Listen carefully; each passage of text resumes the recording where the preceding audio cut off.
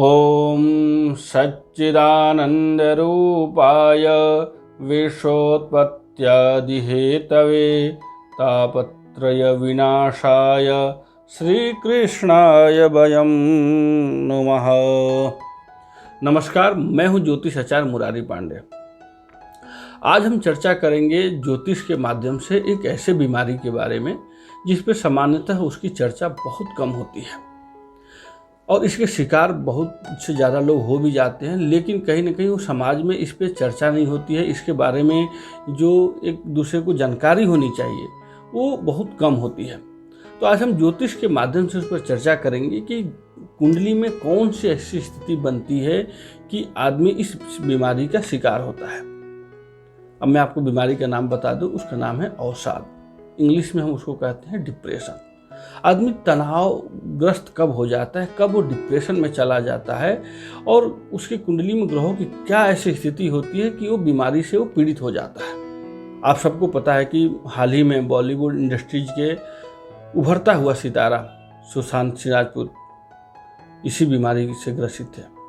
आज वो हमारे बीच नहीं है।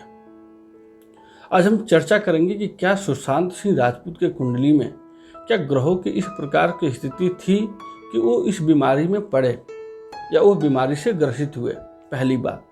दूसरी बात कि क्या इस प्रकार की स्थिति थी कि बीमारी से लड़ने के बजाय अपने जीवन लीला को समाप्त करना वो ज़्यादा बेहतर समझे। इन सारी चीज़ों पे ज्योतिष माध्यम से हम इस बारे में चर्चा करेंगे। पहली बात तो कि ये बीमारी है, इसको समझना बहुत ज़रूरी होता है, क्योंकि आजकल क्या हमारे समाज में इसकी चर्चा बहुत कम होती है। आप किसी बोले कोई डिप्रेशन में है तो उतना सीरियस ही नहीं लेगा कोई, अच्छा होगा कोई बीमारी, या उसको कहीं ना कहीं उतनी गंभीरता से इस बीमारी के बारे में लोग नहीं लेते हैं, चर्चा ही नहीं करते हैं। और जब हम किसी भी विषय के बारे में ज़्यादा चर्चा ही नहीं करेंगे तो उसकी गंभीरता को भी हम नहीं समझ पाएंगे। लेकिन मैं आपको बता दूं कि जैसे और भी बीमारी जो गंभीर बीमारी होती है उसमें एक बीमारी ये भी है। और आजकल यानी कि जब आदमी अपने आप में खोया रहता है, बस उसको अपने करियर को लेकर या अपने आप में इतना ज़्यादा मस्त हो जाता है, मस्त तो नहीं कहूँगा, अपने आप में इतना बिजी कर लेता है कि कहीं ना कहीं वो एक जीवन का जो आनंद है वो भूल जाता है। इतना जो कंपटीशन में भिड़ जाता है और हर चीज़ में इतनी ज़्यादा कंपटीशन भी है कि आदमी कहीं ना कहीं जो एक जीवन जीने का जो तरीका है वो भूल जाता है। और फिर कहीं ना कहीं वो लाइफ स्टाइल को मेंटेन करने के वो चक्कर में या अपने आप को सबसे बेहतर करने के चक्कर में, सबसे आगे बढ़ने के चक्कर में इतना ज़्यादा एक पागल सा हो जाता है कि फिर वो धीरे धीरे उस बीमारी का शिकार हो जाता है। तो आज हम इस विषय में चर्चा करेंगे, क्या ज्योतिष के माध्यम से क्या इसका कोई समाधान है कि जो व्यक्ति इस बीमारी का शिकार होते हैं किसी भी कारण से। एक कारण जैसा कि मैंने बताया भी आपको, और भी इसके और कारण हो सकते हैं, ऐसा नहीं कि केवल यही एक कारण हो सकता है, और भी ऐसा कारण हो सकते हैं।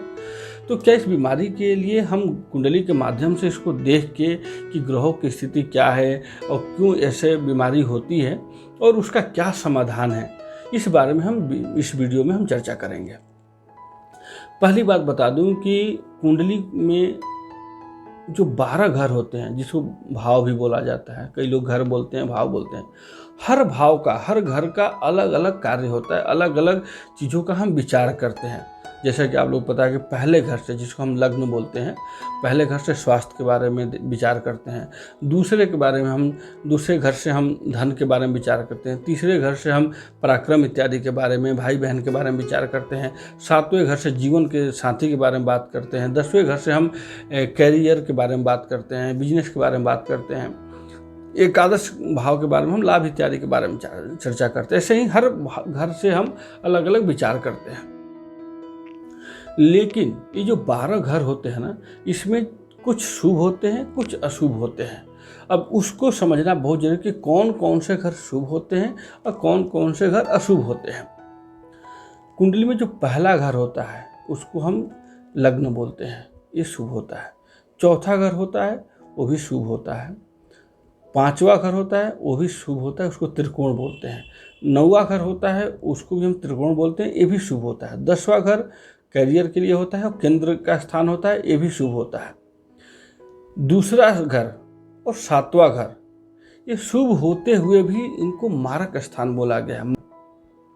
कुंडली में जो छठा घर है, आठवां घर है और 12वां घर है, ये अशुभ माना गया है, ये शुभ भाव नहीं होता है। अब हम चर्चा करेंगे कि ये जो बीमारी है, डिप्रेशन के जो बीमारी है, वो हम किस भाव से विचार करते हैं। इसको हम विचार करते हैं पहले घर से, क्योंकि लग्न का यानी कि पहले घर का जो सीधा सा जो संबंध होता है वो मस्तिष्क से होता है, शरीर से होता है। और ये बीमारी का जो उपज होता है वो मस्तिष्क से ही होता है, सोच से ही होता है। अब इसको हम मानसिक विकार बोलते हैं, मानसिक तनाव बोलते हैं। तो ये जो होता है वो मन से ही होता है, ये मस्तिष्क से होता है। तो हम विचार करेंगे पहले घर से। पहला घर यानी कि लग्न। अब हमें ये देखना है कि लग्न पीड़ित है, शुभ स्थिति में है या अशुभ स्थिति में है। अब अशुभ स्थिति में किस तरीके से होता है ये भी ज्योतिष के टेक्निकल चीज़ है। आप अगर थोड़ा सा ध्यान देंगे तो समझ लेंगे। अब अशुभ कब होता है और शुभ कब होता है ये समझना बहुत जरूरी होता है।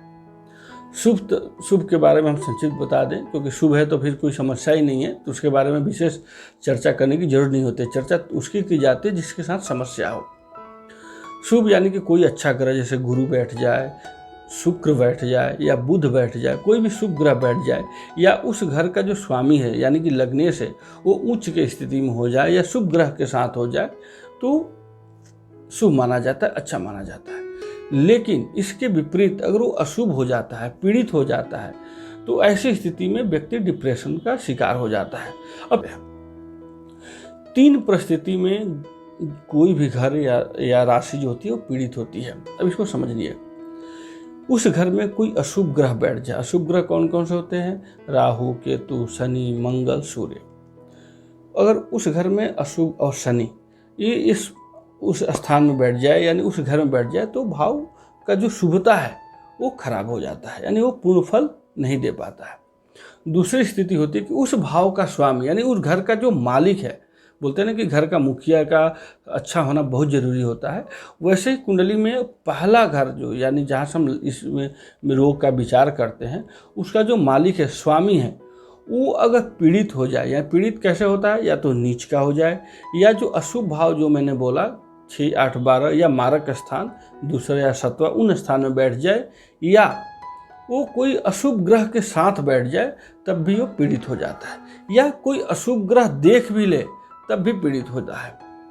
तो ये स्थिति होती है ग्रहों का या भाव का शुभ होना और अशुभ होना। अब हम सुशांत सिंह राजपूत की कुंडली के बारे में बात करें तो 21 जनवरी 1986 का उनका जन्म तिथि है। इनका जो लग्न है वो मेष लग्न है। मेष लग्न का मतलब हुआ कि इनका जो लग्न का जो स्वामी है वो है मंगल। अब हम पहला जो हमने सूत्र जो बोला था कि उसमें कोई शुभ ग्रह न बैठा हो, कोई अशुभ ग्रह बैठा हो तो वो भाव पीड़ित होता है। सुशांत की कुंडली का जो पहला घर है उसमें राहु बैठे हुए हैं। अब राहु का बैठना अपने आप में शुभ नहीं होता, यानी कि भाव का दोष तो लग गया, वो भाव पीड़ित हो गया, पहली बात। अब हम देखेंगे कि उस भाव का स्वामी यानी कि पहले घर का जो स्वामी है, लग्नेश है, वो मंगल है, उनकी स्थिति क्या है? तो मंगल बैठे हैं 7वें घर में, जैसा कि मैंने बताया मारक स्थान में बैठे हुए हैं। मारक स्थान का मतलब होता है मृत्यु तुल्य कष्ट देना, या तो मृत्यु ही दे देना या मृत्यु तुल्य कष्ट देना। मारक स्थान में मंगल बैठे हुए हैं। दूसरी चीज कि केतु के साथ बैठे हैं, यानी कि जब राहु लग्न में बैठे हैं, आप सबको पता है कि जहाँ राहु बैठते हैं उसके ठीक 7वें घर यानी कि उसके सामने केतु बैठते हैं। तो राहु लग्न में है तो केतु जो है सीधी सी बात है 7वें घर में होंगे, और वहाँ 7वें घर में मंगल बैठे हुए हैं। तो कहने का तात्पर्य है कि लग्न भी पीड़ित हो गया, यानी कि राहु के बैठने की वजह से लग्नेश जो उसका स्वामी मंगल है वो भी पीड़ित हो गए मारक स्थान में बैठने से और केतु के साथ बैठने से। तो अब तीसरी जो स्थिति होती है कि दशा किसकी चल रही है। दशा इनकी चल रही है गुरु की महादशा में, गुरु का अंतर्दशा और राहु का प्रत्यंतर दशा। आपको मैं एक बात क्लियर कर दूं कि कभी भी गुरु की महादशा, गुरु की अंतर्दशा या राहु का प्रत्यंतर दशा चले, या गुरु की महादशा और राहु का अंतर्दशा चले, गुरु में राहु या राहु में गुरु की स्थिति दशा में जब भी आए, किसी भी व्यक्ति के कुंडली में आए, वो शुभ नहीं होता है। वो जीवन का ऐसे निर्णय दिला देता है, ऐसा व्यक्ति निर्णय ले लेता है कि उसको जीवन में पछताना पड़ता है। और सुशांत सिंह राजपूत के साथ तो ऐसा है कि वो पछता भी नहीं सकते। उन्होंने तो कुछ हट के ही ऐसा निर्णय लिया जो हम सबके लिए स्तब्ध भरा रहा। तो हम चर्चा करें कि ऐसी स्थिति में हमें क्या करना चाहिए।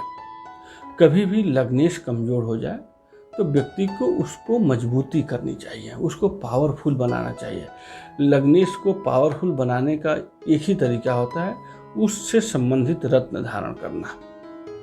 यानी कि सुशांत सिंह राजपूत को अब तो खैर हमारे बीच नहीं है, नहीं तो अगर कोई पहले गाइड किया होता तो इनको मूंगा धारण करना चाहिए था। मूंगा धारण करने से ऐसा मैं नहीं कहूँ कि बीमारी नहीं होती, बीमारी होती, क्योंकि राहु बैठे हैं, केतु देख रहे हैं, मंगल मारक स्थान में बैठे हैं, तो स्थिति जरूर आती, लेकिन उससे मूंगा पहनने से उनको लड़ने की क्षमता आता, वो लड़ते, फाइट करते, न कि इसको क्विट कर जाते पूरे जीवन से। तो एक तो ये होता। दूसरी चीज, इनका जो दशा चल रहा है, गुरु की महादशा चल रही है और गुरु इनके कुंडली में नीच के है। और जब दशा का स्वामी नीच का होता है तो ऐसे व्यक्ति ऐसा निर्णय ले लेता है जो अनएक्सपेक्टेड होता है, आदमी कोई सोच भी नहीं सकता। 34 वर्ष में हम सबको छोड़ के चले गए, ये कोई उम्र नहीं होता जाने का। तो ऐसे डिसीजन ले लेता है जब दशा जिसकी चल रही हो वो अगर नीच के है कुंडली में तो। और खासतौर पे गुरु हो और राहु की प्रत्यंतर दशा हो तो गुरु राहु यानी कि दशा में गुरु चंडाल दोष बन जाता है। जब दशा में गुरु चंडाल दोष बनता है तो इसी प्रकार की निर्णय आदमी लेता है।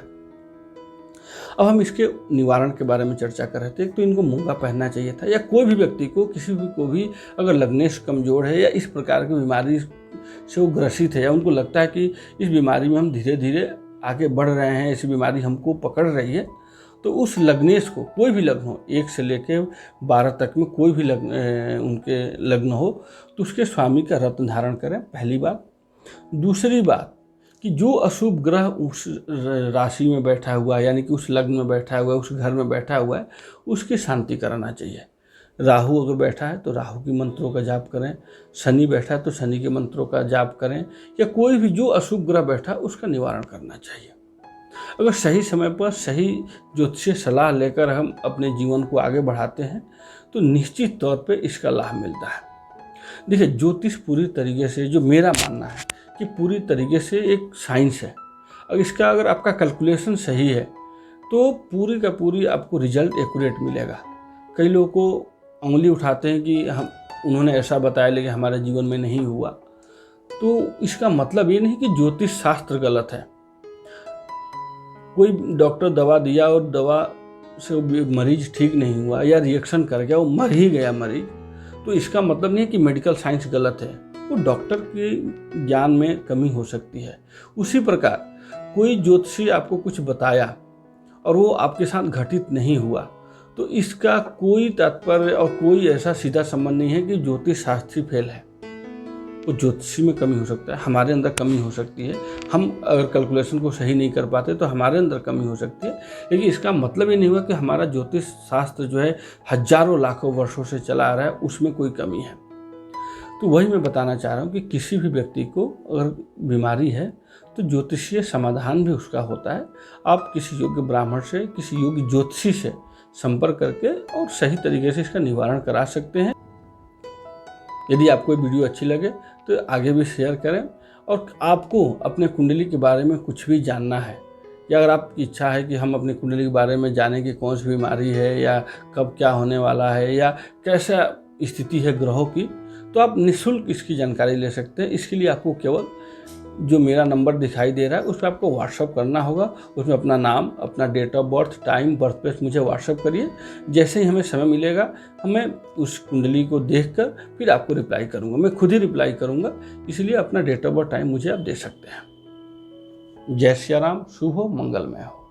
अगर आपने हमारे चैनल को सब्सक्राइब नहीं किया है तो अभी सब्सक्राइब करें और बेल आइकन को दबाना ना भूलें।